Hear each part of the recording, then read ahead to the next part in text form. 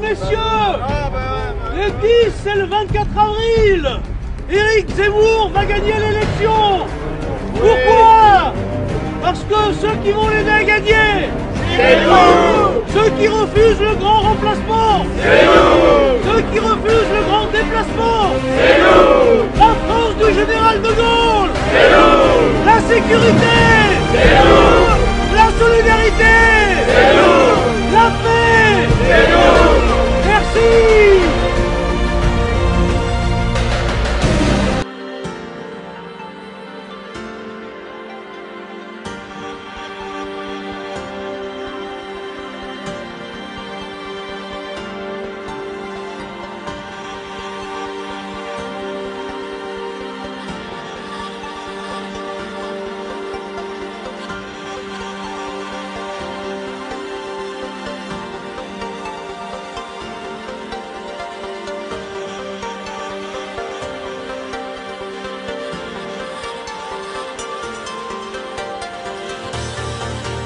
Sébastien, vous êtes le porte-parole de Reconquête en Sarthe. Qu'est-ce que ça vous fait aujourd'hui d'être au meeting de Zemmour? Je pense que c'est un grand moment, on vient d'arriver, il y a déjà beaucoup de monde et on attend de voir ce qu'Éric Zemmour va pouvoir nous dire. Beaucoup d'enthousiasme, on est très heureux. On était déjà à Villepinte, on était dans beaucoup de meetings avant. Celui-ci c'est l'acmé, c'est le point d'orgue de sa campagne et donc on est évidemment là pour le soutenir. Vous attendez quoi de ce meeting? On attend simplement de montrer à la France entière l'enthousiasme qui est derrière Éric Zemmour, derrière ce candidat hors norme, et puis de faire mentir tous les sondages qui veulent nous donner perdant pour organiser une élection contre l'avis du peuple. Un mot? Aujourd'hui c'est le basculement. On était à 10% hier, demain on sera à 15 et après-demain à 20. Ça vous fait quoi d'être là aujourd'hui, place du Trocadéro? C'est un grand plaisir, heureux de voir toute cette foule ici réunie pour un seul candidat. C'est pour demain, plus que 15 jours, et la France sera sauvée.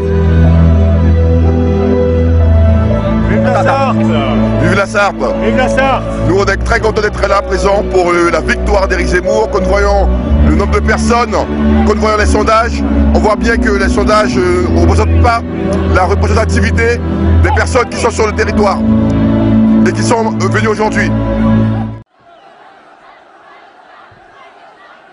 Chers amis, vous m'avez manqué.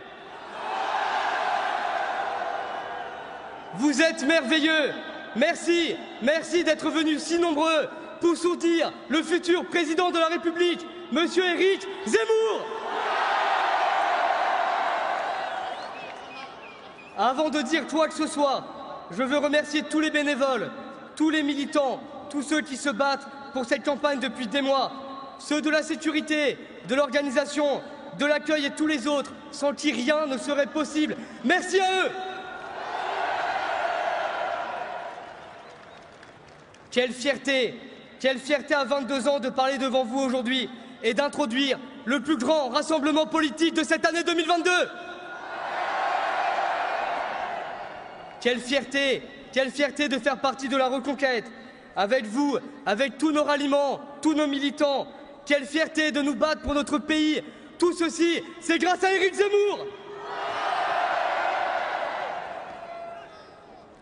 Aujourd'hui, je veux vous parler du mouvement jeune, de Génération Z. Jamais je n'ai vu une telle ardeur, une telle envie de gagner, un tel espoir. Oui, nous avons la fièvre de la jeunesse qui réchauffe à elle seule le monde entier. Cette jeunesse qui s'engage, cette jeunesse qui aime, cette jeunesse au service de son pays. Cette jeunesse, c'est plus de 20 000 militants à travers toute la France. Voilà pourquoi nous soutenons Éric Zemmour.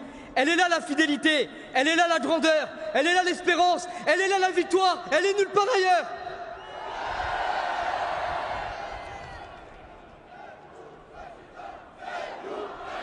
Plus fort.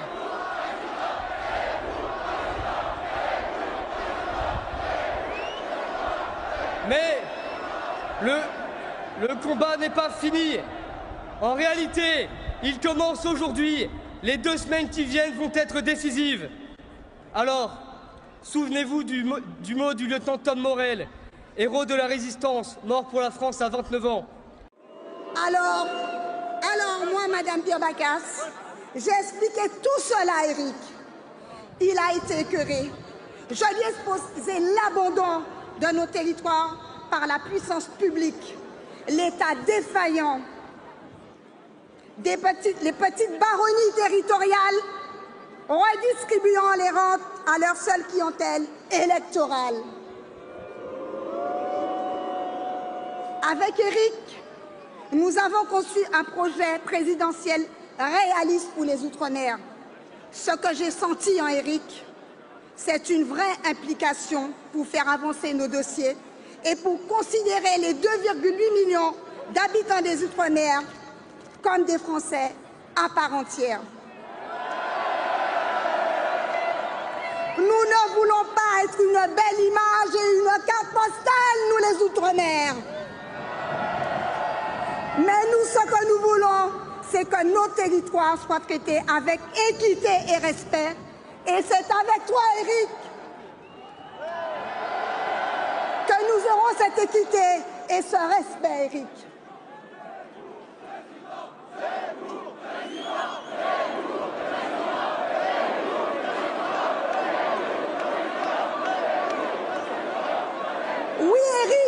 Oui, Éric, j'ai confiance en toi. Tu n'es pas de ces marchands de rêve qui viennent dans nos territoires, la bouche pleine de promesses. Et tout ça pour juste faire de l'image avec de colliers de fleurs autour du cou. Éric, tu seras un grand président de la République pour les Outre-mer. Et je crois que nos compatriotes ultramarins commencent à s'en apercevoir aujourd'hui. Mes amis, mes compatriotes ultramarins, il nous reste désormais 15 jours pour nous battre sur le terrain. 15 jours pour convaincre. 15 jours pour gagner. Est-ce que vous allez tout donner pour que ça arrive?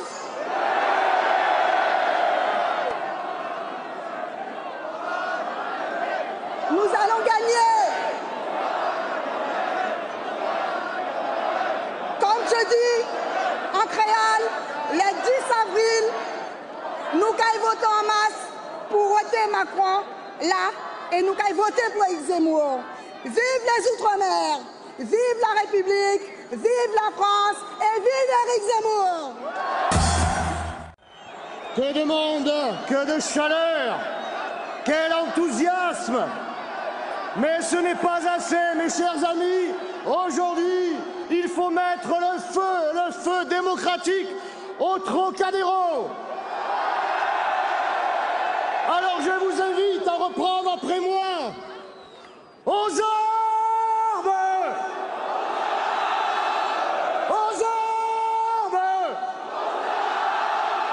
Nous sommes la reconquête! Et nous allons gagner! Avec Zemmour! Merci! Merci à vous! Merci d'être venus si nombreux pour soutenir le prochain président de la République française, Éric Zemmour. Vous pouvez également me remercier pour vous avoir apporté ce soleil provençal, le soleil de la victoire d'un homme, Éric Zemmour, mais surtout la victoire de tout un peuple. La France aura le dernier mot contre tous ceux qui veulent la détruire. Avec le Z, nous allons enfin reprendre notre droit de vivre dans une France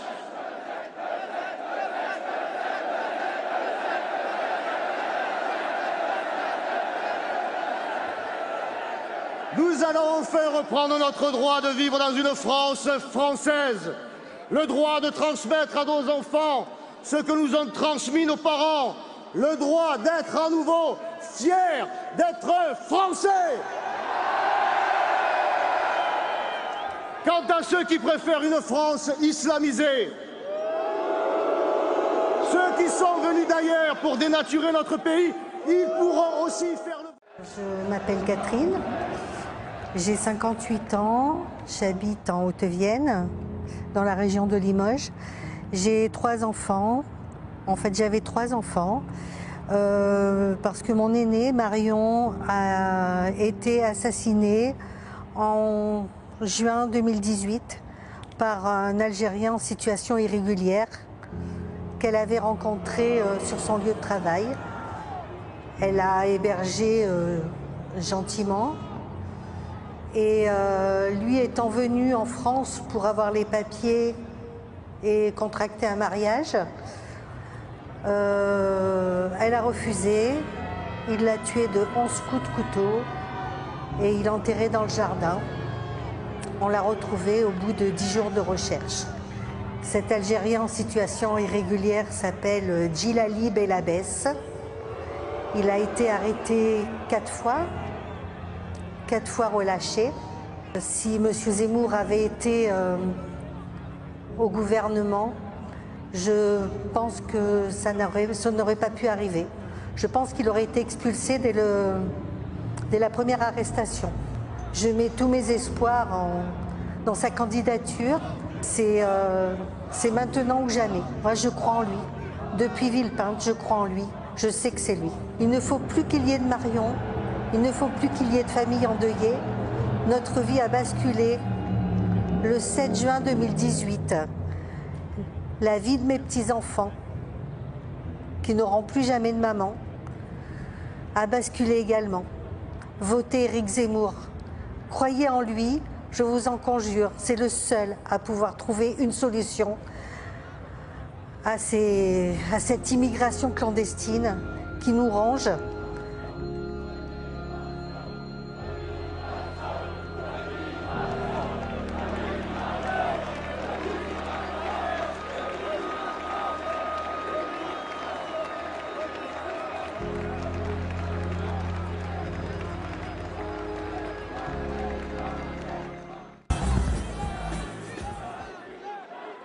Comme la France est belle! Chers amis, c'est par cette belle journée de printemps que nous nous retrouvons aux côtés d'Éric Zemmour. Mais je voudrais que nous pensions à 2 personnes que j'ai rencontrées. Hélène, 75 ans, et Maurice, 79 ans. Hélène m'a confié qu'avec une boîte de thon et une tomate, elle fait 4 repas. Dans le même temps, Maurice, ancien directeur d'auto-école, fait les fins de marché en fouillant dans les cartons de légumes mis au rebut pour réussir à se faire une soupière de potage. Certains beaux esprits à Paris trouvent que parler du pouvoir d'achat, c'est trivial. Pourtant, sans pouvoir d'achat, il n'y a pas de pouvoir de vivre. Pratiquement 12 millions de Français souhaiteraient ne pas avoir à mendier au sein d'associations caritatives pour se procurer des produits et des services de base. Vous qui représentez la France populaire, la France des clochers, la France de nos territoires, vous savez combien nous avons été les oubliés de la République, les humiliés du gouvernement, les invisibles, réduits même pour certains à la sous-citoyenneté. Eh bien, le mépris du gouvernement et l'arrogance du président Macron, tout cela est bientôt terminé. Évelyne Reber, la maman de Julien Vincent, qui a été assassinée le 4 avril lors de l'attentat, le 4 avril 2020, lors de l'attentat de Rouen.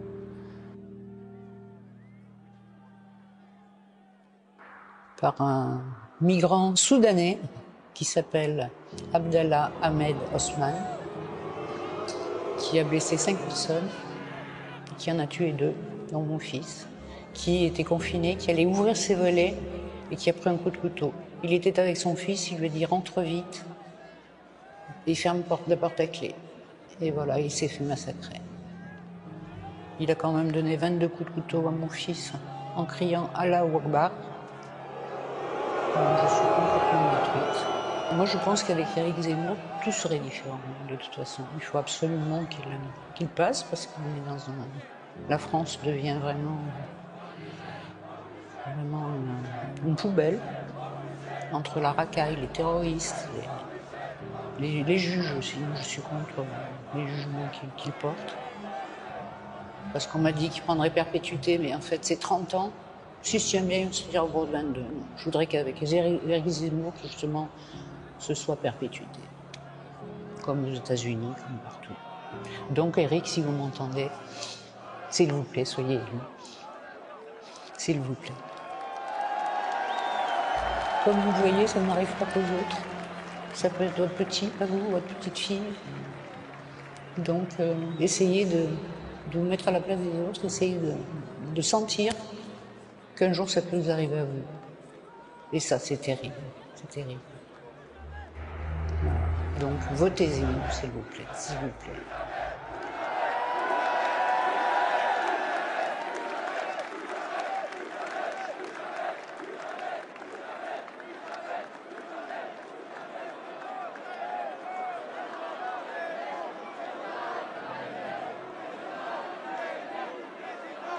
Bonjour, je suis Patrick Jardin, le papa endeuillé qui a perdu sa fille, qui travaillait au Bataclan le 13 novembre 2015.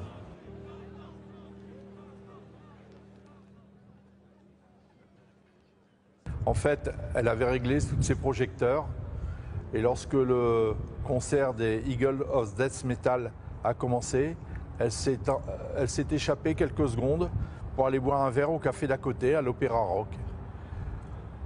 Lorsque la fusillade a commencé, le patron de l'Opéra Rock a fait baisser son rideau de fer et Nathalie, contre l'avis du patron de ce café, s'est échappée et a dit « Je ne peux pas laisser mes copains dans la merde, il faut que j'y aille ». Malheureusement, quand elle est rentrée au Bataclan, elle a été fauchée par la mort.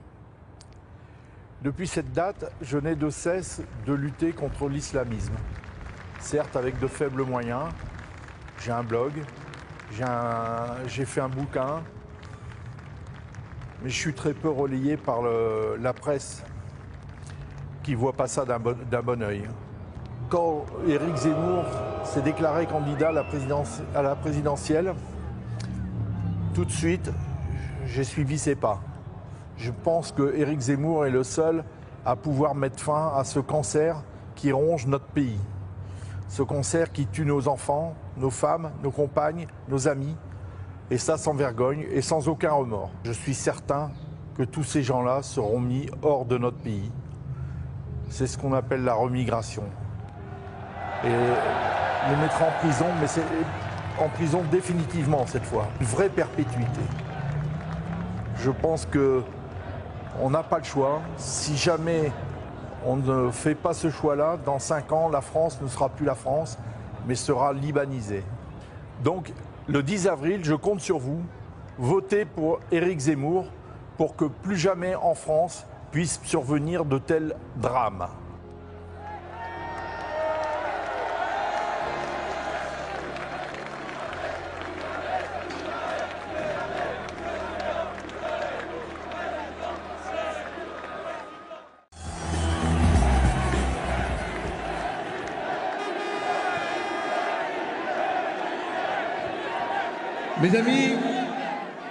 Mes amis, et puis pourquoi pas aussi mes ennemis, hein, tant qu'on y est. Hein.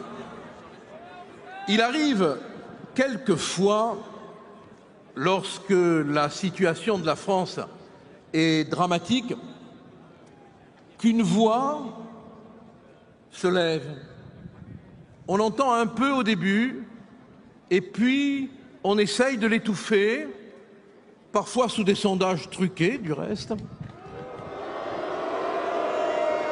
Et puis, malgré les événements, cette fois retentit, c'est celle que vous allez entendre tout à l'heure, la voix forte, posée, française de France et d'amour de la France pour tous ceux qui aiment la France. C'est la voix qui nous ouvre la voie de la reconquête, c'est la voix d'Éric Zemmour. il est la sentinelle. Il est l'homme qui ne courbe pas l'échine dans ce pays de scoliotiques, de courbés, d'agenouillés, de rampants qui rampent sous les reniements. Il est l'homme qui ne courbe pas l'échine sur la colline du Crac. Il est l'homme qui ne courbe pas l'échine contre les violences de rue, contre la violence des lobbies, contre la violence des racailles, contre la violence du terrorisme, contre la violence des mensonges et contre la violence du déni de la France. Bravo à l'homme qui marche seul, non, avec vous, par vous, grâce à vous. Merci, merci.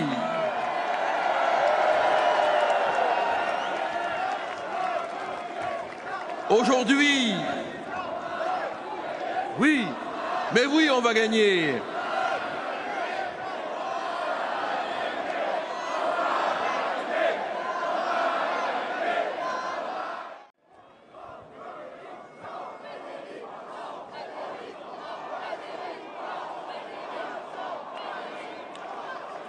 Avouez que donner la parole à Jean-Frédéric Poisson après Jérôme Rivière, ça veut dire qu'en plus d'être engagés, nous avons ici le sens de l'humour.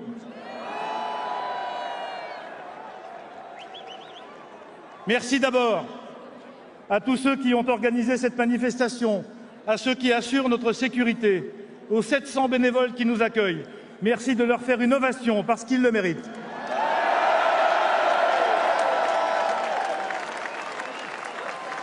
Notre responsabilité est immense et elle consiste à mettre fin à cette opération de nuisance qui est engagée depuis 2017, engagée par le président de la République et sa clique, à mettre fin à 5 ans de spoliation, 5 ans de mensonges, 5 ans de mépris, 5 ans d'injures, 5 ans de violence. Tout ceci doit cesser le 24 avril prochain. Là est notre responsabilité. Mais notre espoir est immense. D'abord parce que vous êtes là et parce que tous les jours, depuis des mois, dans toutes les salles de France, vous venez nombreux, de partout, de toutes origines, de toutes conditions, de toutes convictions politiques, soutenir la démarche d'Éric Zemmour pour qu'Éric Zemmour devienne président de la République le 24 avril prochain. Notre espoir est immense parce que seul Éric Zemmour peut nous protéger contre les délires de la science qui font de l'homme une marchandise, contre les délires de la science qui manipulent l'embryon humain comme si c'était un stock de matière informe, contre les délires de la propagande qui s'installe dans nos écoles, contre la précarisation incessante que subissent nos concitoyens qui n'ont pas les moyens de pouvoir vivre tout seuls et assurer les conditions de leur existence. Alors c'est très simple, mes amis. Voilà ce que nous devons dire pendant 15 jours à tous nos compatriotes. Nous ne voulons plus de cette France-là dans laquelle nous sommes forcés de vivre. Nous ne voulons plus de la France des passes de toutes sortes, de l'obligation vaccinale larvée. Nous ne voulons plus de cette France qui oublie les Français, qui oublie notre histoire et nos traditions. Nous voulons, en un mot, qu'Éric Zemmour soit président de la République le 24 avril prochain. Vive Éric Zemmour, vive la France!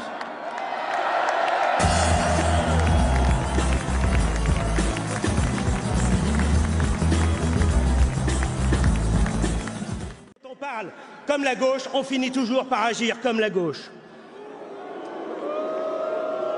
La remigration, 2 tiers des Français la veulent. Et Éric Zemmour, lui, est animé par cette inébranlable volonté politique. Il a une vision du destin. Il est l'anti-Macron face à la nation start-up, open space du monde entier. Il est le candidat de la grande histoire et de l'identité. Face aux apprentis sorciers macronistes qui assument de vouloir transformer la France en utilisant notre peuple comme cobaye, eh bien nous savons que nous sommes non pas les propriétaires, mais simplement les dépositaires d'un héritage fabuleux qu'il nous appartient de préserver, d'embellir et de transmettre aux générations futures. Et il est aussi le candidat des familles, trop longtemps sacrifiées. Oui, nous protégerons la jeunesse de France de l'activisme LGBT et des idéologies délirantes sur la transidentité. À 15 jours du vote, notre espoir est total. Nous sommes là et nous reprenons une place fondamentale, celle d'une droite de combat, une droite qui n'est pas dans la soumission, une droite qui est là pour durer et surtout pour gagner. Le rassemblement des droites aujourd'hui, pour fédérer demain tous les patriotes français, c'est nous. La reconquête est en marche, rien ne l'arrêtera.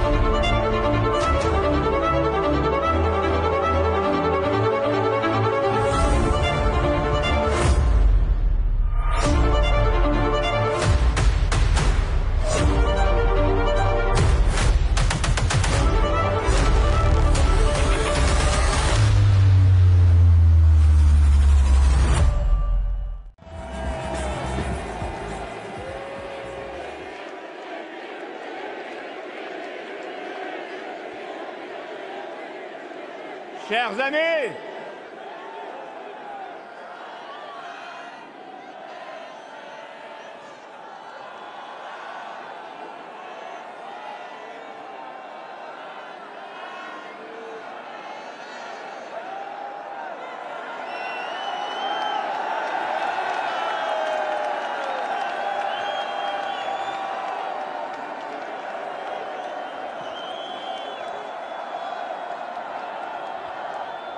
vous êtes mon cadeau d'anniversaire. Regardez, derrière moi, devant vous là-bas, au fond, la tour Eiffel. Elle vous contemple, ébahie. Elle vous contemple, elle en tremble d'émotion. Parce que personne ne vous avait vu venir. Vous êtes, je salue la tour Eiffel, salue la France du vote caché.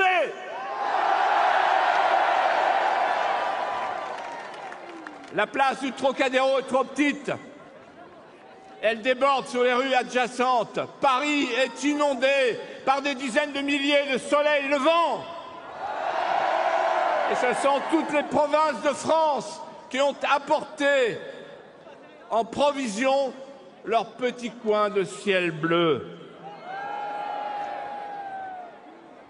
Ah, elle est belle, la revanche de ce qu'on a appelé la droite Trocadéro. Quel contraste avec la gauche Hidalgo. La gauche Hidalgo, elle a fermé les volets pour la journée.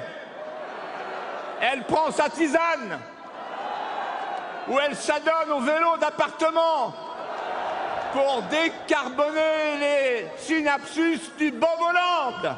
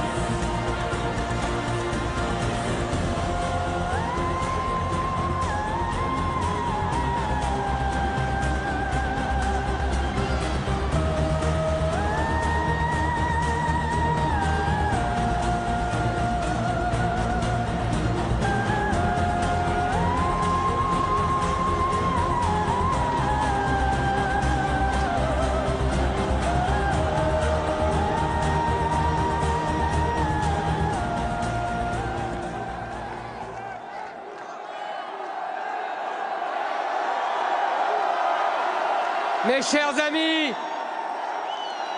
quelle joie, quel bonheur, quelle foule, quel ciel, quelle espérance.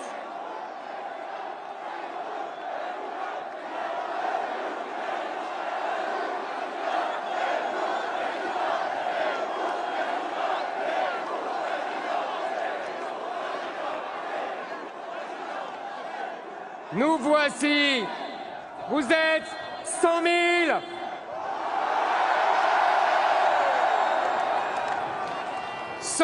Français qui ne reculent devant rien. 100 000 Français qui sont fiers de leur pays. 100 000 Français qui veulent écrire l'histoire. Vous êtes 100 000 réunis sous le ciel bleu de Paris. Vous êtes venus de toutes les villes et de tous les villages de France.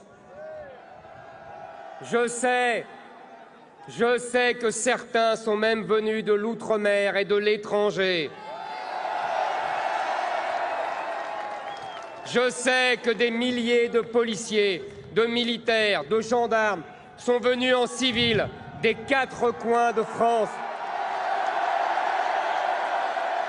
Oui, je veux que nous leur rendions hommage, mes chers amis. Vous êtes 100 000 au Trocadéro et vous êtes des millions partout en France, en métropole et dans nos outre-mer et à l'étranger, à nous suivre aujourd'hui, parce qu'au fond de vous, vous sentez que c'est ici que s'écrit l'histoire. Mes chers amis, ils pensaient que vous ne viendriez pas.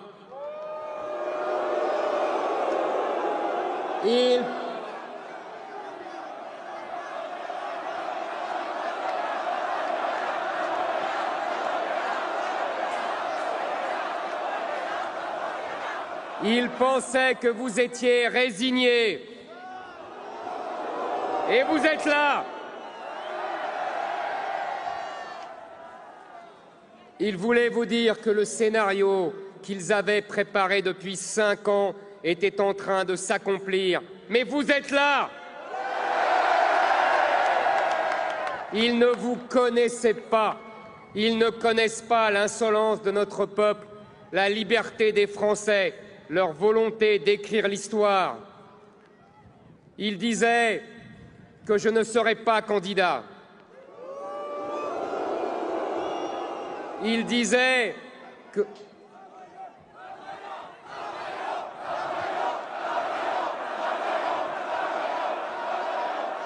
Ils disaient que je ne dépasserais pas 3%, que je n'aurais pas mes parrainages et que nous n'aurions pas de parti ni de militants. Ils ont...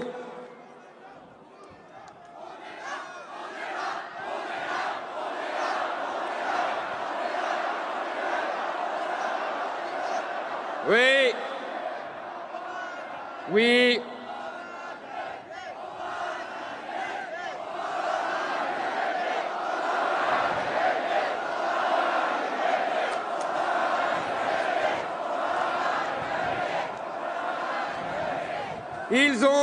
Ils ont tout dit et ils se sont trompés sur tout. Vous êtes en train de faire de ce rassemblement du Trocadéro la plus grande démonstration de force de cette campagne.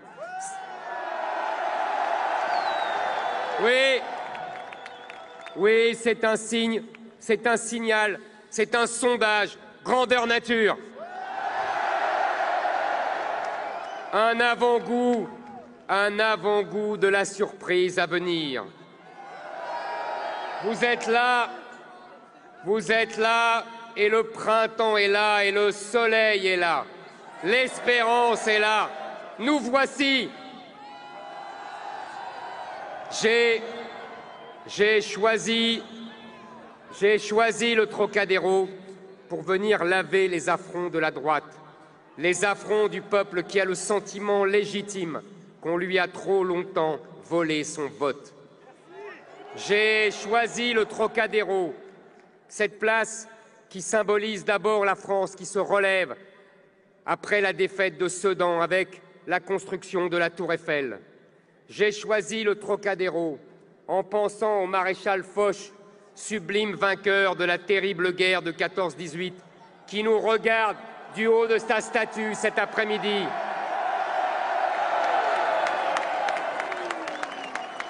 J'ai choisi le Trocadéro en pensant au général de Gaulle qui fit ici, sur cette place, un grand discours en 1944, quelques jours à peine après avoir descendu les Champs-Élysées dans Paris libéré. J'ai choisi le Trocadéro, car vous, comme moi, nous n'en pouvons plus de la division des patriotes en plusieurs camps, cette division qui est la cause profonde de nos défaites. Alors, je le dis aujourd'hui, j'aurai besoin de tout le monde. Avec mon équipe, j'aurai besoin des gaullistes, j'aurai besoin des souverainistes, j'aurai besoin de toutes les familles de la droite et de tous les patriotes.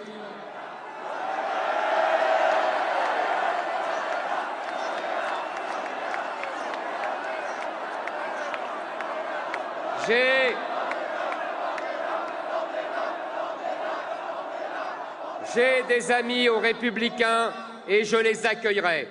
J'ai des amis au Rassemblement national. Ils auront toute leur place à mes côtés. Oui, j'aurai besoin d'Éric Ciotti. Applaudissez-le. Oui. Oui.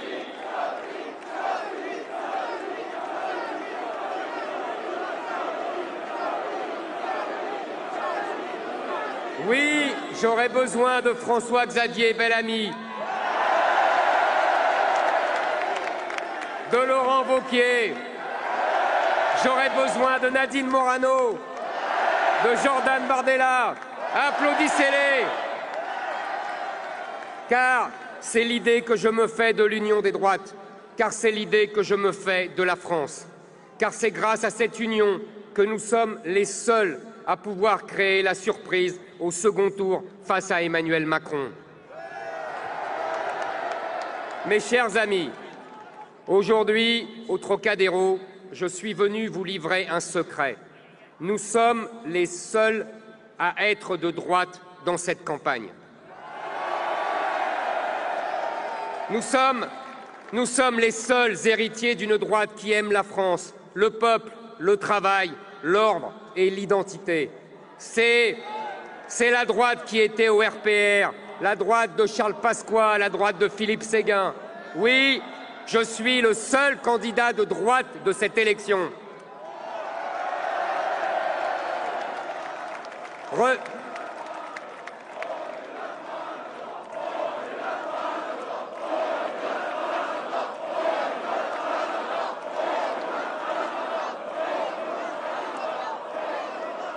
Regardez-les. Valérie Pécresse est une centriste. C'est une centriste déjà prête à voter Emmanuel Macron. Marine Le Pen est une socialiste en économie qui ne veut plus prendre aucun risque de déplaire aux médias sur les sujets régaliens. Quant à Emmanuel Macron,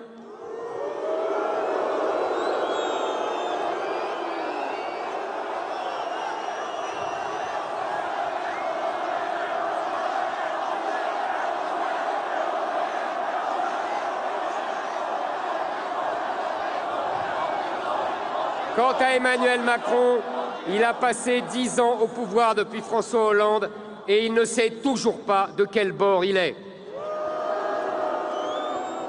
Aujourd'hui, ils vous disent que l'élection est déjà jouée, qu'on ne change pas un capitaine dans la tempête alors qu'il est justement responsable de bien des tempêtes dans notre pays. Ils vous disent que Marine Le Pen est le vote utile, alors qu'elle n'est utile qu'à la victoire d'Emmanuel Macron.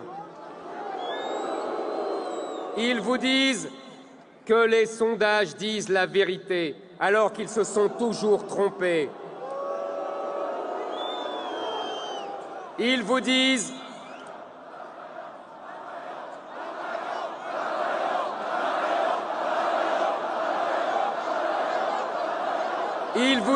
tout et le contraire de tout, et vous ne les croyez plus, et vous avez raison de ne plus les croire. Regardez-vous, vous êtes là, perte de vue, vous êtes les plus nombreux de cette campagne, et vous n'avez pas peur, vous êtes fiers d'être là.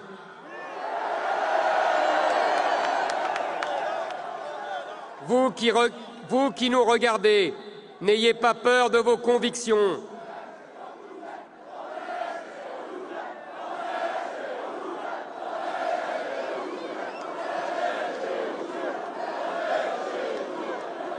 Oui, n'ayez pas peur de vos convictions.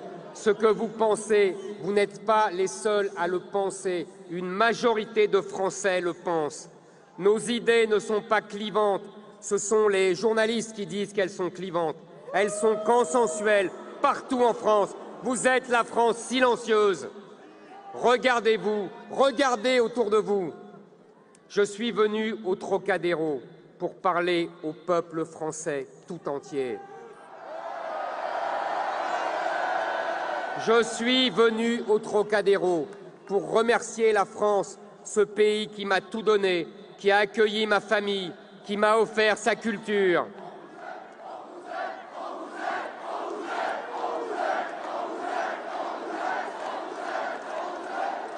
Moi aussi.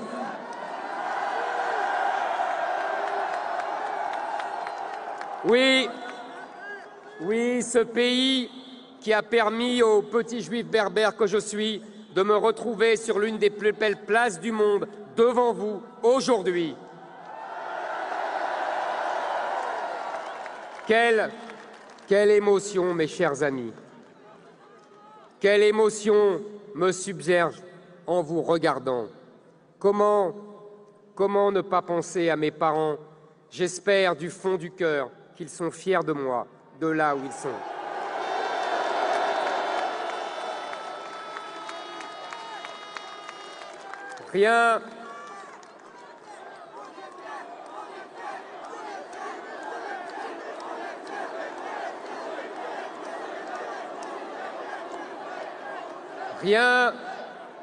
Rien ne me destinait à me retrouver devant vous aujourd'hui.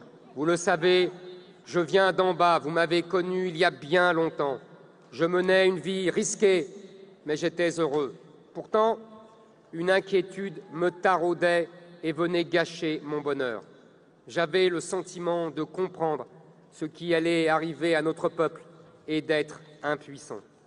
Alors, j'ai décidé de me présenter devant vous, de mettre mon destin entre vos mains pour le salut de la France.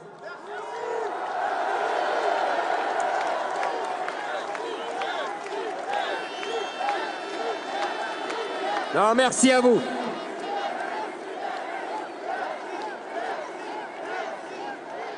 À ceux qui nous regardent,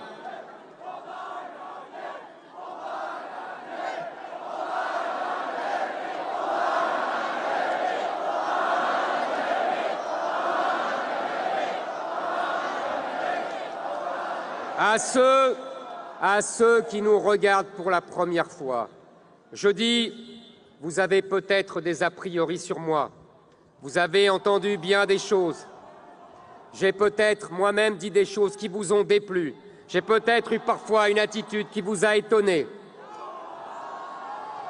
Profitons de ce moment pour vous dire qui je suis. D'abord, je ne suis pas un politicien professionnel.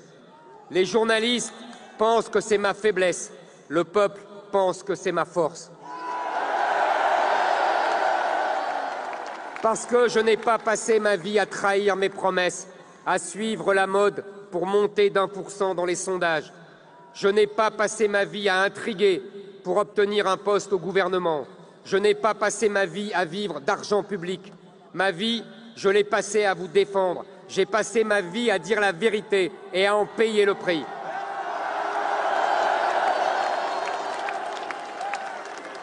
Hier soir,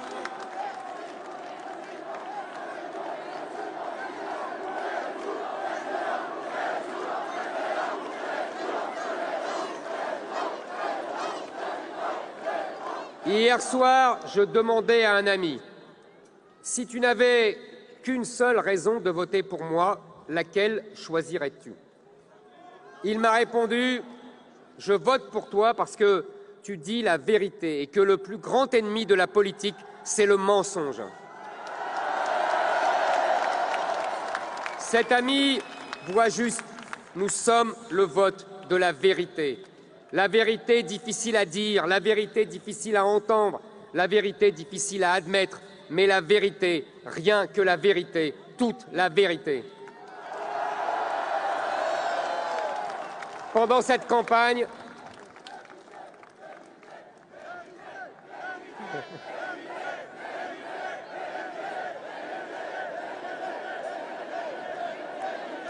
Pendant cette campagne, je ne vous cache pas qu'il est arrivé que...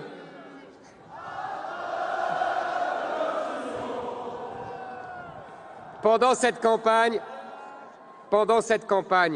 je vous avoue qu'il est arrivé que certains de mes proches me disent « Tu ne devrais pas dire ça, ça ne va pas plaire ». Je leur ai systématiquement répondu « Je le dirai parce que c'est vrai et parce que je le pense. Et ça plaira parce que la vérité plaît au peuple français. » Vous le savez, mes amis,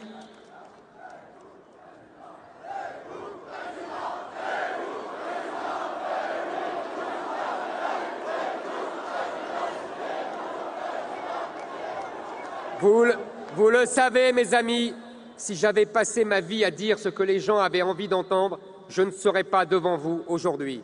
Vous ne m'auriez jamais fait confiance. Nous sommes le vote de la vérité et nous sommes le vote vital parce que dire la vérité, c'est être libre, grand, debout.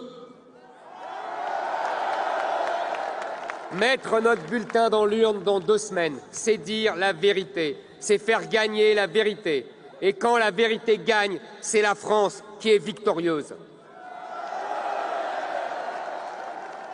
Je suis venu au Trocadéro vous parler de la France. Mes chers amis, j'ai fait plus de 50 discours depuis le début de cette campagne. J'en ai fait beaucoup pour aborder mon programme, pour détailler mes mesures. Et j'en ai fait quelques-uns pour parler de la France.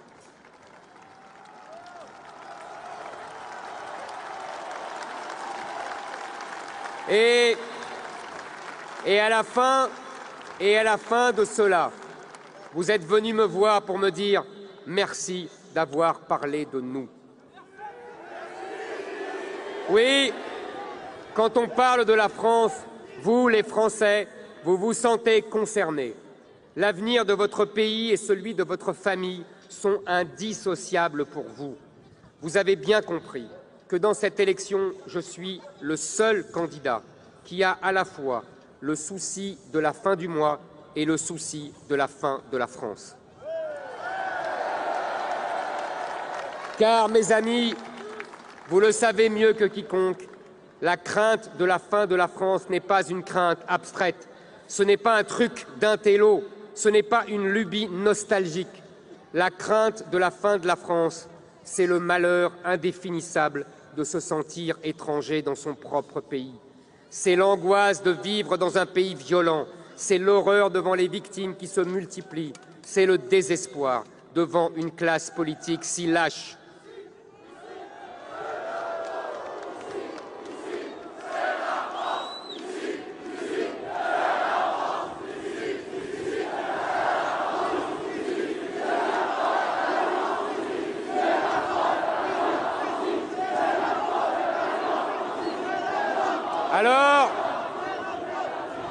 Alors, Voulez-vous savoir pourquoi je mène ce combat? Voulez-vous savoir pourquoi j'ai accepté de passer ma vie sous protection policière? Voulez-vous savoir pourquoi vous entendez si souvent dire de moi que je suis dur? On dit de moi que je suis dur parce que les souffrances de mon peuple m'endurcissent. On dit de moi que je suis dur parce qu'à Nice, j'ai rencontré Patrick Jardin.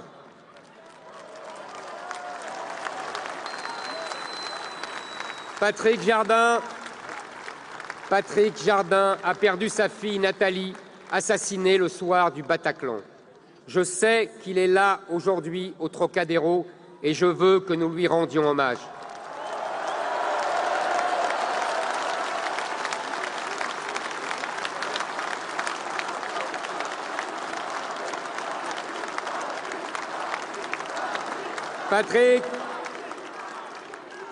Patrick, je n'oublierai jamais ton regard, je n'oublierai jamais tes larmes, je n'oublierai jamais ton courage. On dit de moi que je suis dur parce qu'à Biarritz, j'ai rencontré Madame Véronique Monguillot. On a enlevé à cette femme son mari, qui était chauffeur de bus à Bayonne, laissé pour mort par une bande de racailles parce qu'il avait osé leur demander leur titre de transport. Madame, c'est à votre mari que je pense. Madame, c'est à votre mari que je pense quand on insulte des milliers de Français, quand ces insultes deviennent des coups, quand ces coups deviennent mortels. Madame Monguillot, je n'oublierai jamais votre douceur et votre dignité dans l'épreuve.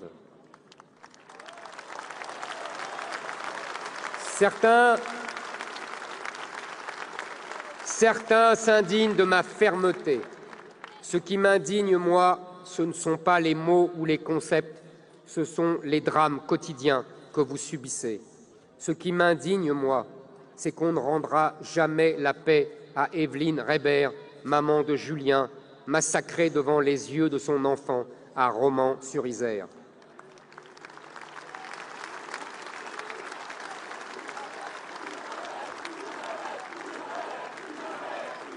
Ce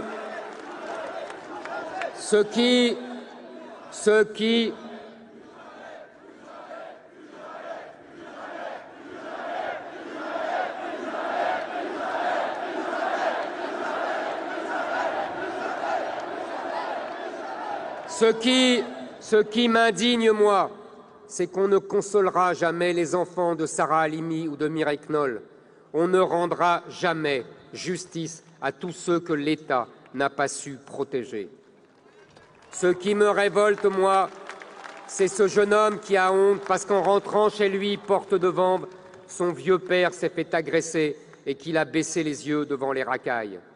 Ce qui me révolte depuis trop longtemps, c'est la résignation des politiciens, la résignation du gouvernement qui nous explique qu'on ne peut plus rien faire, qu'il faut s'habituer, que c'est une fatalité. Non, mes amis, il n'y a pas de fatalité. Vous pensez que c'est vous qui devez avoir honte, mais non, c'est l'État qui devrait avoir honte. Je suis là pour lutter contre la fatalité. Chacun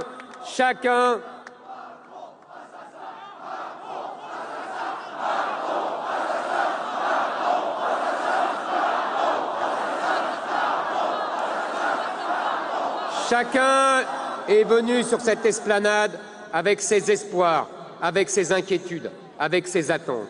Je veux dire à chacun d'entre vous à quel point je vous comprends, à quel point c'est pour vous que je me bats. Alors, faisons ensemble un serment, mes chers amis, que nous nous battrons ensemble pour les 14 prochains jours, comme pour les 5 prochaines années et pour le restant de nos jours. Oui, j'en fais le serment. Je me battrai pour la reconquête de notre identité. Je me battrai pour la reconquête de notre prospérité, pour la reconquête de notre puissance, de notre sérénité, de notre pays. Je suis venu au Trocadéro parler à tous les Français et je veux m'adresser d'abord à la jeunesse de France. jeunes Français, soyez à la hauteur de vos anciens, car sur vos frêles épaules repose un immense héritage, l'héritage de ceux qui se sont battus pour que la France reste la France. Jeunesse française, pense à ce lycéen du lycée Buffon. Il s'appelle Lucien Legros.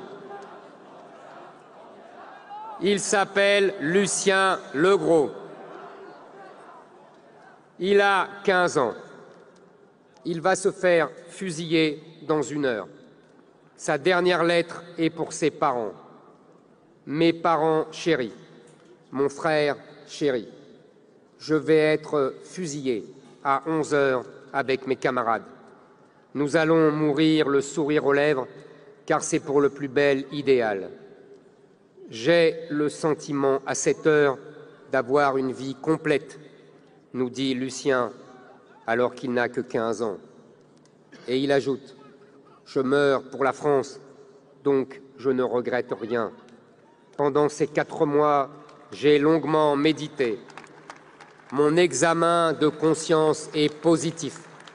Je suis en tout point satisfait. Je vous serre une dernière fois sur mon cœur. Lucien.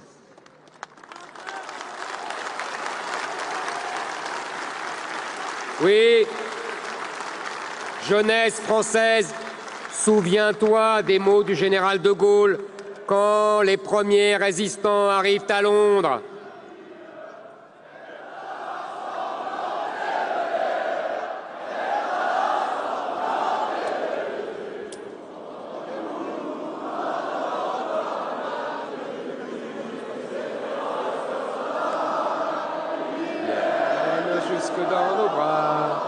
Égorger nos fils et nos compagnes, aux armes citoyens, formez vos bataillons, marchons, marchons, qu'un sang impur abreuve nos sillons. Oui, mes amis, Écoutez les mots du général de Gaulle quand les premiers résistants arrivent à Londres. Je ne vous féliciterai pas d'être venus. Vous avez fait votre devoir. Quand la France agonise, ses enfants se doivent de la sauver. Nous ne nous comparons pas à ces ombres gigantesques. Mais nous savons qu'elle pèse sur nos épaules. Ici, au Trocadéro, une jeunesse s'est levée. Une génération qui refuse de se soumettre. Vous savez que vous n'avez pas le droit d'abandonner le pays pour lequel ces géants ont été prêts à mourir. Vous n'avez que la France pour vous défendre et la France n'a que vous pour la défendre. Mes chers amis, ici, aujourd'hui, au Trocadéro, nous ne faisons que notre devoir. Les politiciens vous parlent de vote utile. Nous sommes le vote vital. C'est ce qu'ils ne comprennent pas. C'est le devoir qui guide nos pas. Nous ne nous battons pas pour nous-mêmes. Nous nous battons pour nos enfants. Nous nous battons pour nos petits-enfants.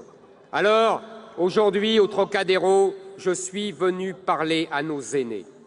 Vous avez connu la vie dans le plus beau pays du monde. Vous avez connu l'école de l'exigence, de l'autorité, de l'excellence. Vous avez connu la courtoisie dans la rue, la galanterie et le respect. Vous avez connu la fierté d'être français. Vous avez travaillé dur et avec optimisme. Vous avez fait des enfants et vous avez cru en l'avenir. Vous ne reconnaissez plus le pays dans lequel vous avez vécu, le pays que vous avez aimé, le pays que vous avez construit. Vous ne comprenez pas ce qui vous a échappé. Vous ne vouliez pas créer ce chaos. Oh, je ne parle pas seulement d'immigration ou de sécurité. Je parle de notre économie, je parle de votre pouvoir d'achat, je parle de vos retraites, je parle du niveau scolaire, je parle de notre système de santé, du déclin de notre armée et de notre industrie. Je sais Je sais que vous êtes inquiets pour vos enfants et vos petits-enfants. Non, vous n'êtes pas satisfaits. Vous n'êtes pas satisfaits à la fin du compte, car vous auriez aimé pouvoir transmettre à votre descendance un monde aussi beau que celui dans lequel vous avez vécu. Alors je vous le dis, il ne tient qu'à vous d'offrir à vos enfants le pays que vous avez connu vous-même. Vous avez le pouvoir de faire basculer cette élection. Vous avez le pouvoir de choisir le candidat qui vous dit oui, vous avez raison d'avoir peur, je comprends votre nostalgie, mais il n'y a pas de fatalité.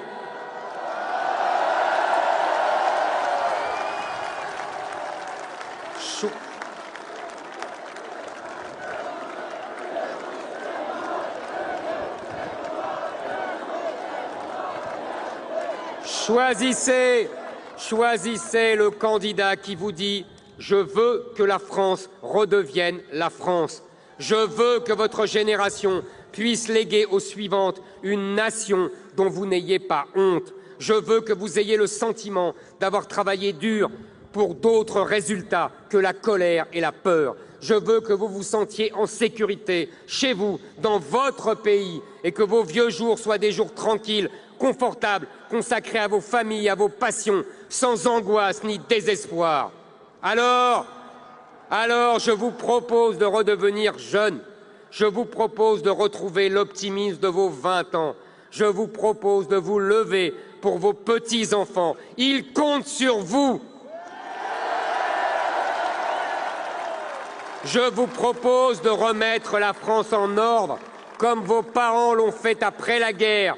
Je vous y aiderai, je me battrai pour vous, je vous donnerai la force quand vous n'en aurez plus, je vous aiderai avec toute notre jeunesse, je vous aiderai avec tous nos travailleurs. Oui, aujourd'hui, au Trocadéro, je suis aussi venu parler à la France du travail, à la France qui se lève tôt.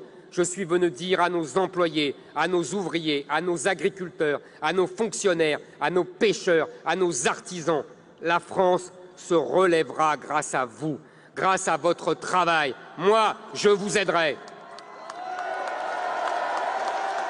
Je ferai un État qui cessera enfin d'être dur avec vous quand il est si faible avec ceux qui ne travaillent pas.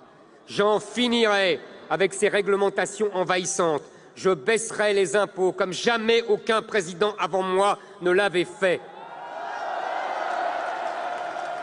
Vous l'avez compris, je veux taxer moins pour gagner plus.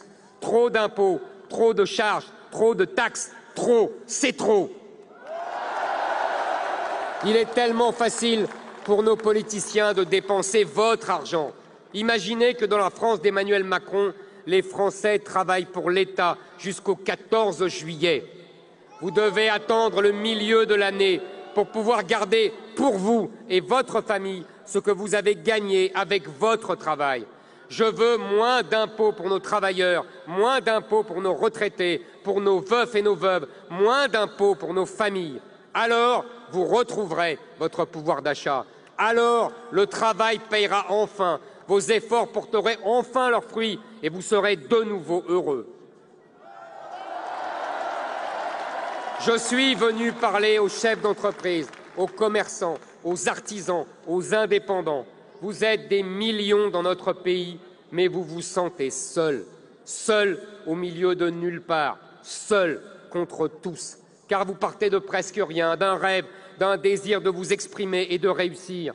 Et dès le début, vous savez que personne ne va vous aider. Vous acceptez ce risque, vous allez au-devant du danger. Vous ne pouvez compter que sur votre propre volonté. Vous croyez en la vie, vous croyez en vous-même, mais vous allez bientôt devenir une cible pour le système français. Les technocrates français ne s'intéressent pas à vous. Si on vous met en faillite, personne ne le saura, car vous ne manifestez pas, vous ne cassez pas, vous ne faites pas grève, vous n'avez pas le temps de faire autre chose que travailler. Alors, voilà notre héros si discret, traqué par le fisc, qui l'étouffe d'impôts et de taxes, traqué par les règlements et la paperasse. Vous voilà surveillé et bientôt ruiné. Trop, c'est trop.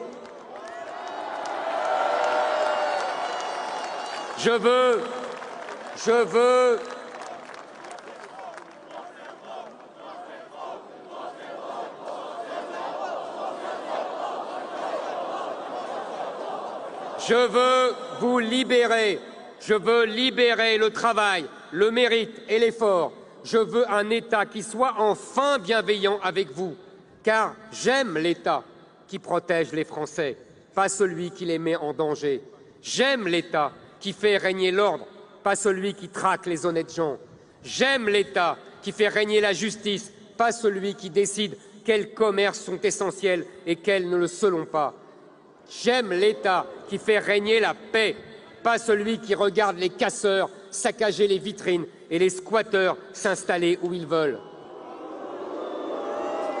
Je veux un État qui respecte votre pouvoir d'achat et qui comprend enfin que ce pouvoir d'achat, c'est ce qui reste quand vous avez fini de payer vos impôts et toutes vos charges. Je veux un État qui a conscience qu'1 euro dépensé, c'est 1 euro d'impôt prélevé et qu'1 euro gaspillé, c'est 1 euro volé. Je veux un État qui a peur quand il prélève 1 euro de plus, parce que c'est peut-être l'euro de trop, parce que c'est peut-être la somme qui va vous manquer pour subvenir à vos besoins. Je veux un État qui ne dilapide pas votre argent dans des dépenses folles de bureaucratie et de cabinets de conseil.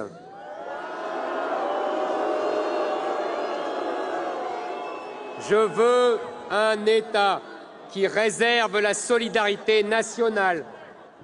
Je veux un État qui réserve la solidarité nationale aux Français. Je veux un État qui ne distingue pas les Français selon leur origine, leur religion ou leur couleur de peau. Et c'est un point important.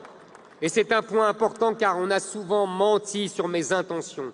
On a souvent joué sur les peurs avec mes propos. Alors aujourd'hui, au Trocadéro, je veux parler directement à nos compatriotes de confession musulmane. Car les journalistes et les politiciens vous désinforment et vous mentent. Ils vous font croire que je veux vous empêcher de pratiquer votre religion. C'est faux. Je connais l'islam mieux qu'aucun de mes concurrents. Je connais l'islam comme vous. Vous êtes issus d'une culture que je connais bien, car mes parents, mes grands-parents, mes ancêtres sont nés en Algérie. Vous venez d'une culture dans laquelle la franchise compte autant que la parole donnée. Alors, je sais que vous attendez qu'on vous parle sincèrement, pas comme tous les autres hypocrites qui n'osent jamais vous dire vraiment ce qu'ils pensent. Alors, je ne me cache pas et je vous le dis, il y a un problème avec l'expansion de l'islam aujourd'hui en France. Il y a un problème car nos politiciens ont reculé, car ils ont voulu que la France fasse des accommodements raisonnables avec l'islam au lieu de demander aux musulmans de faire des accommodements raisonnables avec la France.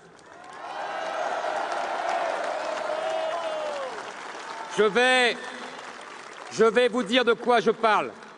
Et je ne parle absolument pas d'abandonner la pratique de votre religion. Je respecte toutes les religions et tous les croyants. Rien ne vous empêche d'être vrai Français et de vivre votre religion dans le respect des lois et dans la discrétion. Le choix que je vous propose, c'est d'embrasser la culture française. C'est d'embrasser une langue, notre histoire, nos mœurs, notre art de vivre. Je veux croire que c'est possible. Beaucoup de compatriotes musulmans ont déjà fait le choix de l'assimilation et ceux-là, je le répète, sont nos frères.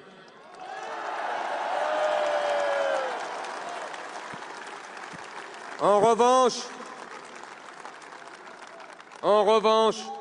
si vous n'aimez pas la France, si vous n'aimez pas notre peuple, notre culture, notre art de vivre, et que vous ne souhaitez pas être français, eh bien, c'est votre droit. Mais assumez-le. Je suis honnête avec vous, soyez-le avec la France.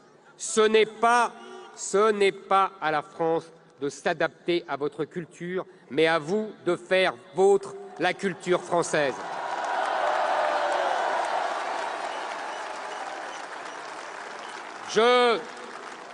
Je suis le seul.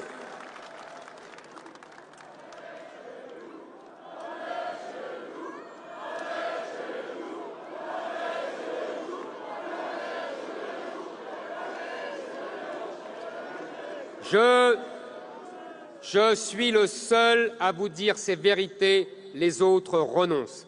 Certains me disent « Vous ne pouvez pas demander aux musulmans le même effort que celui que votre famille a fait. » Mais quel mépris! Et pourquoi? Pourquoi les Juifs, les Espagnols, les Italiens, les Libanais, les Arméniens, les Portugais, les Polonais, les Asiatiques sauraient-ils faire ce que les musulmans ne pourraient pas faire? Moi, je ne vous méprise pas. Je ne vous exclus pas du modèle français comme tous les autres le font. Je vous parle d'égal à égal et droit dans les yeux. Je vous tends la main. Ne vous laissez pas flatter par ceux qui vous disent que vous n'avez pas besoin de devenir comme eux, car vous n'êtes pas capable de devenir comme eux. Cela ne s'appelle pas de la tolérance, cela s'appelle du mépris. Je veux vous dire autre chose. Je veux vous dire autre chose. Quand vous vivez dans des banlieues, je ne veux plus de ce modèle qui souhaite seulement qu'on ne vous entende plus, qui ferme les yeux sur le trafic de drogue pour acheter la paix. Ce n'est pas un idéal pour nous, ce n'est pas un idéal pour vous. Combien de drames, combien de balles perdues, combien d'enfants sacrifiés, combien de mères désespérées. Voilà ce que veut la gauche pour vous. Elle se fiche que des cités entières soient devenues des enclaves étrangères. Elle vous veut seulement loin de ces beaux quartiers. Nous tenons à chaque parcelle. Nous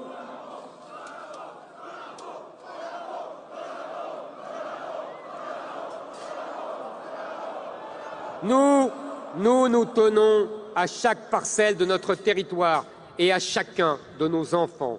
Alors, je viens vous demander de faire l'effort que nous sommes si nombreux à avoir fait.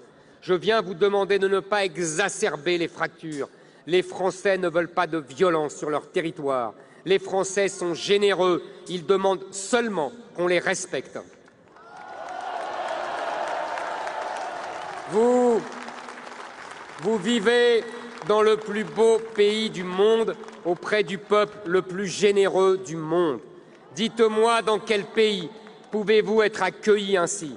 Dans quel pays l'école est-elle gratuite, la santé gratuite, l'université gratuite? Dans quel pays au monde pouvez-vous venir, comme moi, d'une famille dont les grands-parents parlaient à peine le français et vous présenter à l'élection pour la présidence de la République?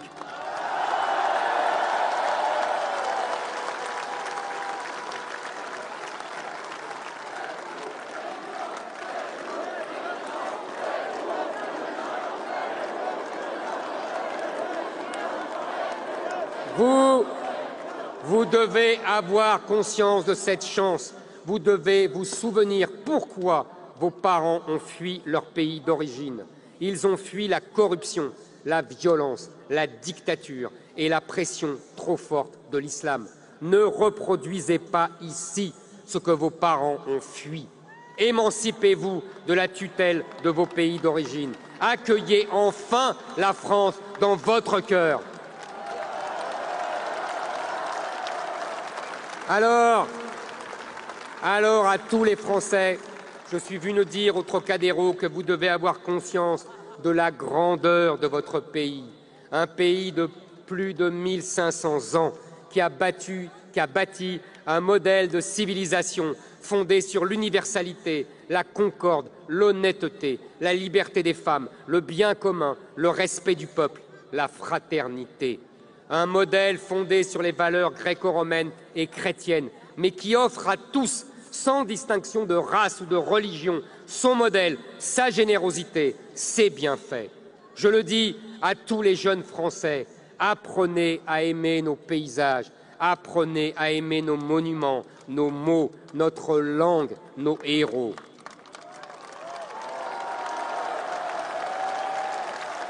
Mieux, ayez la volonté d'ajouter votre strophe au long poème français. Écoutez, Romain Gary, je n'ai pas une goutte de sang français, mais la France coule dans mes veines. C'est ça, l'assimilation.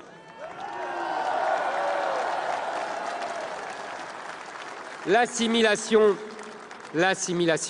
c'est rire devant Louis de Funès, Jean Dujardin ou Depardieu. C'est Pleurer en écoutant, c'est pleurer en écoutant Jacques Brel qui nous chante qu'il est, paraît-il, des terres brûlées, donnant plus de blé qu'un meilleur avril. Et quand vient le soir, pour qu'un ciel flamboie, le rouge et le noir ne s'épousent-ils pas? C'est s'émouvoir devant l'élégance de Brigitte Bardot et de Catherine Deneuve. C'est vibrer en lisant Peggy, Pascal, Victor Hugo. Demain, dès l'aube, à l'heure où blanchit la campagne, je partirai. Vois-tu, je sais que tu m'attends. J'irai par la forêt, j'irai par la montagne. Je ne puis demeurer loin de toi plus longtemps.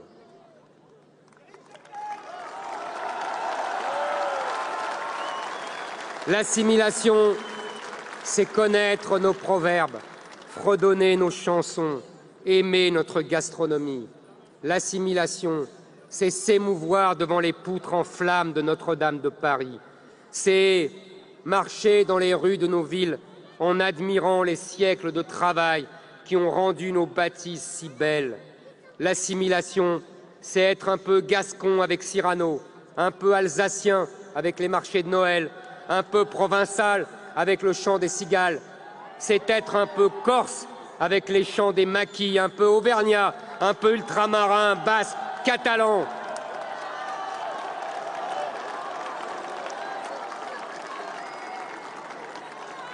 C'est aimer la France des neiges, la France des mers, des plaines, des forêts, des vallons et des collines, la France des tropiques, des soleils couchants et des soleils levants, cette France si diverse mais si unie. Ma France, c'est la France laborieuse des bâtisseurs de cathédrales. C'est la France de Jeanne, la jeune bergère qui sonne la révolte contre l'occupant anglais. Ma France, c'est celle, c'est celle des vers de Racine qui font pleurer le roi Soleil. C'est celle de Bonaparte qui part de rien et bâtit un empire avec les rêves de ses soldats. Ma France, c'est la garde qui meurt mais ne se rend pas.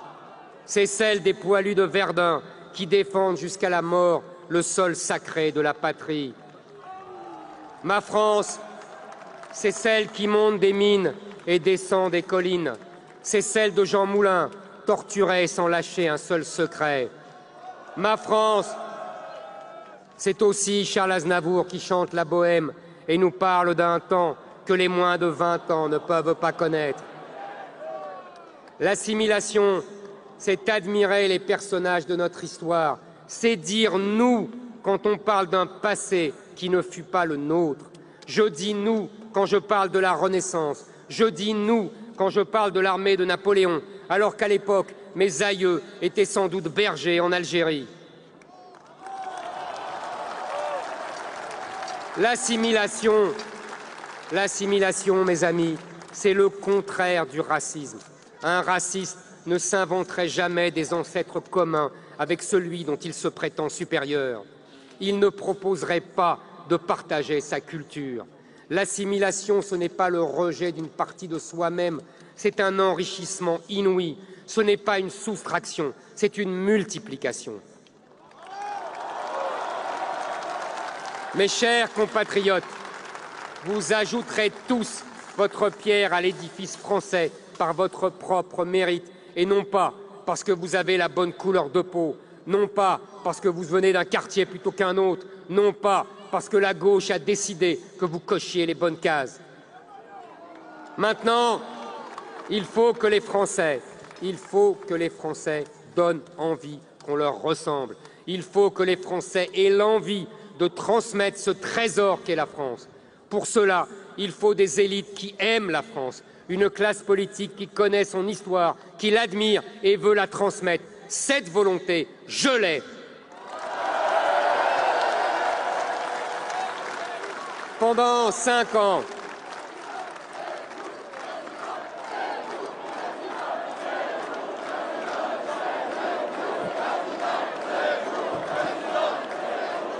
Pendant 5 ans, je ferai tout pour que chaque enfant de France soit fier de son pays. Refaire des Français, c'est mon objectif et ce sera le rôle de notre école. Nous voulons une école qui offre à aimer les heures glorieuses de notre histoire, les textes sublimes de notre littérature. Nous voulons une école qui repose de nouveau sur le travail, l'effort, le mérite. Nous voulons une école qui transmet à nouveau des savoirs, qui apprend à lire, à écrire, à compter. Pas une école qui demande à un garçon de 10 ans s'il ne se sent pas plutôt fille.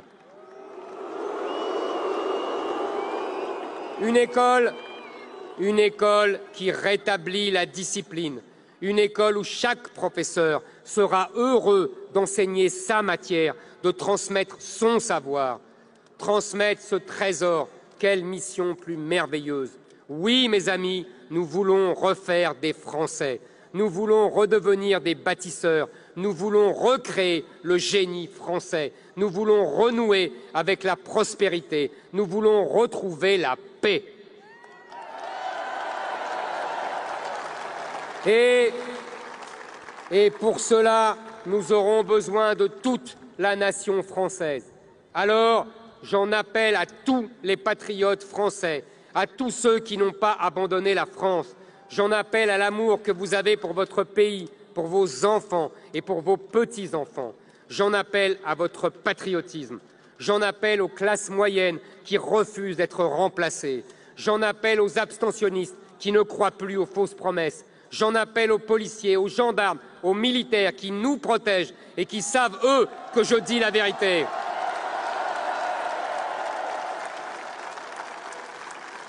J'en appelle aux travailleurs qui refusent d'être ruinés, aux agriculteurs, aux ouvriers, aux artisans, aux indépendants, aux enseignants, aux professeurs.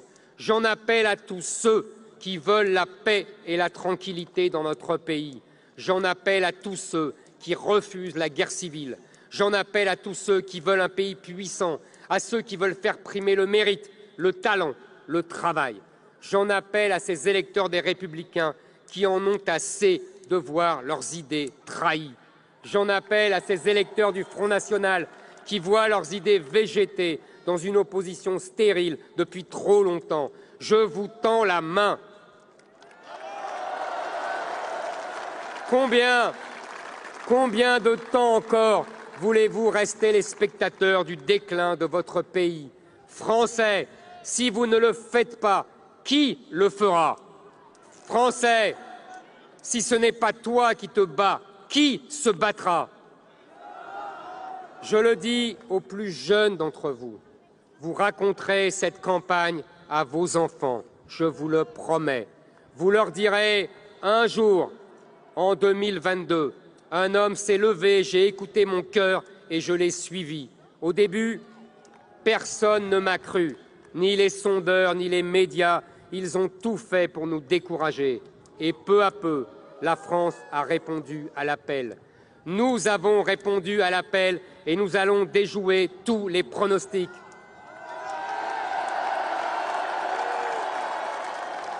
Plus tard,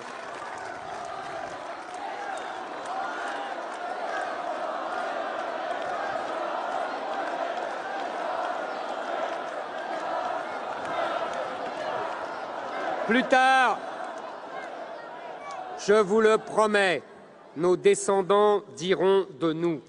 En 2022, ils ont été clairvoyants, ils ont été grands, ils ont cru en eux-mêmes, ils ont cru en la France, ils ont été fidèles à leur nation, ils ont été français. On dira de nous, ils sortaient d'un quinquennat abominable. Les politiciens avaient tout fait pour leur faire croire que cette élection était jouée d'avance. Et à la surprise générale, ils ont refusé de se soumettre, ils ont pris leur destin en main, ils se sont levés et ils ont vaincu la fatalité. Ils ont entamé la reconquête. On dira de nous, en 2022, ils ont fait mentir les sondages et les médias, armés de leur histoire, de leur tradition, de tout ce qui faisait leur fierté. Ils ont été les Français libres, de la France libre. 2022 est l'année de la dernière chance. Nous ne pouvons pas baisser les bras. Nous seuls pouvons en décider. J'ai besoin de vous, de votre optimisme, de votre élan, de votre pouvoir de conviction. Si vous le décidez, le 24 avril 2022 au soir, nous serons de nouveau ce pays à nul autre pareil, qui s'enorgueillit de n'appartenir à personne, de ne se soumettre à personne, de n'obéir qu'à son propre destin. La voie sera grande, ouverte devant nous. Nous n'aurons plus qu'à réussir et nous le ferons parce que nous aurons le courage et la volonté. Nous le voulons tellement, nous le voulons depuis si longtemps. Alors, laissons derrière nous le doute et le désespoir. Adieu la faiblesse et la soumission. Adieu les politiciens qui ont conduit notre pays dans cette situation. La reconquête commence le 10 avril prochain à 20 h. L'avenir sera fier de nous. Nos enfants et nos petits-enfants seront fiers de nous. Alors, nous avons un devoir et le temps presse. Il est minuit moins le quart. Rejoignez-moi dans la reconquête de notre pays. Je sais que ceux qui nous regardent ont en cet instant envie d'être avec nous. Vous êtes resplendissants et vous ranimez la flamme en eux. Ils vont nous rejoindre. Ils vont nous rejoindre parce que cet après-midi, ils ont compris que nous étions les seuls à les défendre. Ils ont compris que seul le devoir et l'amour de notre pays nous guidaient. Ils vont nous rejoindre parce qu'ils aiment la France. Et quand on parle de la France, c'est d'eux qu'on parle. Dans 2 semaines, nous allons créer la surprise, je vous le promets. Il nous reste 14 jours. 14 jours, c'est une éternité. La majorité des Français vont entrer dans l'élection ces 2 dernières semaines. À nous de jouer pour les convaincre. Sur le terrain, nous sommes les plus nombreux. Partout en France, nous sommes les plus décidés. Sur Internet, nous sommes les plus puissants. Dans nos meetings, nous sommes les plus fervents. Maintenant que nous nous levons, qui peut nous arrêter? Quelle belle et grande aventure! Quelle énergie nous allons déployer dans les 2 semaines à venir! Quelle détermination je sens chez vous aujourd'hui! Français, nous avons fait en 3 mois ce qu'aucun politicien n'avait jamais réussi à faire en 15 ans. Nous allons faire en 14 jours ce qu'aucun autre ne pourra faire. Impossible n'est pas français. Nous allons tout donner dans les 14 prochains jours et je vous demande de m'aider. Nous allons mener un combat dont nous nous souviendrons encore dans 10 ans, dans 20 ans. Un combat qui nous fera entrer dans l'histoire et je vous demande de m'aider. Ayez confiance en vous. J'ai confiance en vous. Je mènerai le combat à vos côtés. Alors, mes chers amis, faites-vous partie de cette bataille historique. Allons-nous décider de notre avenir? Allons-nous donner tout à la France?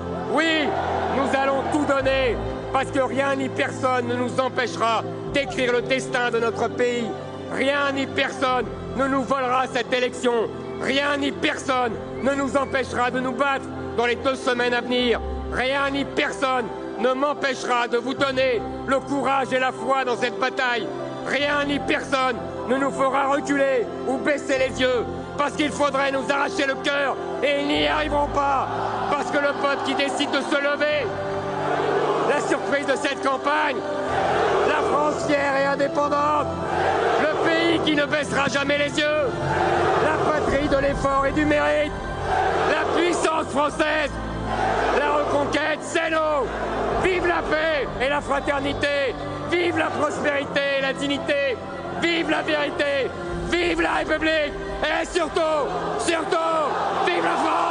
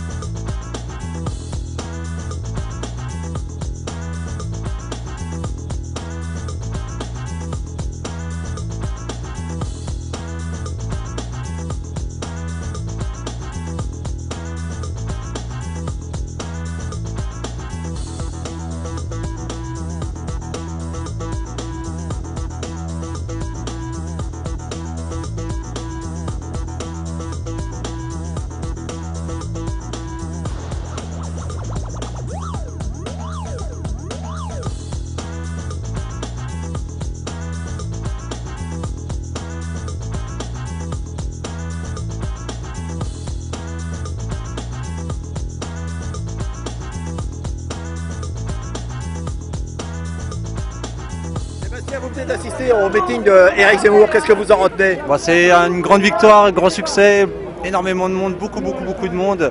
Et puis aussi tous les symboles du ralliement autour d'Éric Zemmour, tout le monde était là. Et c'était une ferveur, un enthousiasme militant incroyable. Quel message aimeriez-vous faire passer aux Sartois et aux Sartoises en ce qui concerne Éric? Il n'y a qu'un seul candidat qui peut faire quelque chose pour redresser le pays, c'est Éric Zemmour. Donc le 10 avril? Le 10 avril, votez Zemmour.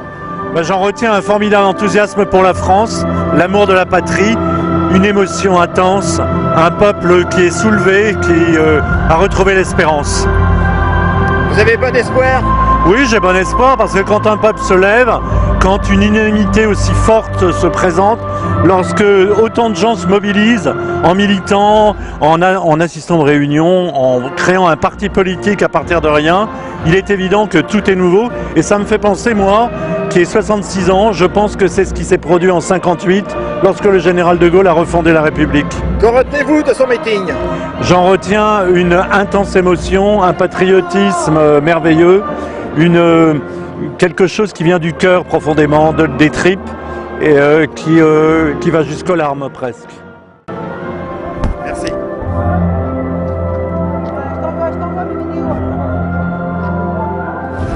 Je peux vous demander ce que vous représentez? Oui. Qu'est-ce que vous représentez là, dans votre tenue? Je me suis habillé avec un costume d'Empire et le bonnet Révolution. Parce que par rapport à Zemmour, je trouvais que c'était un beau symbole français. Et que c'est pas l'occasion, j'ai pas l'occasion tous les jours de le mettre. Qu'est-ce que vous retenez de son meeting? C'était long, mais ce que j'ai aimé, toutes les Marseillaises. Eh bien, c'est une ambiance merveilleuse, d'enthousiasme pour la France et pour gagner ces élections et pour reconquérir la France et que la France reste française. Ce meeting était sensationnel, absolument. Surtout que j'ai eu la chance de me glisser chez les VIP, donc d'avoir un point de vue inégalable et inégalé. Et je vous ai vus tous, c'était sublime. Sublime. Le Z. Qu'est-ce que vous retenez de ce meeting? Qu'est-ce que je retiens? L'enthousiasme, la ferveur, l'hystérie même dans certains moments. Vraiment, ça donnait le frisson. Et j'ai hésité compte tenu de mon état de santé à venir, mais je regrette pas du tout. Je regrette pas du tout. C'était extraordinaire. Un petit mot pour les Sartois et les Sartoises. Ah, les Sartois et les Sartoises, vous êtes là? Oui!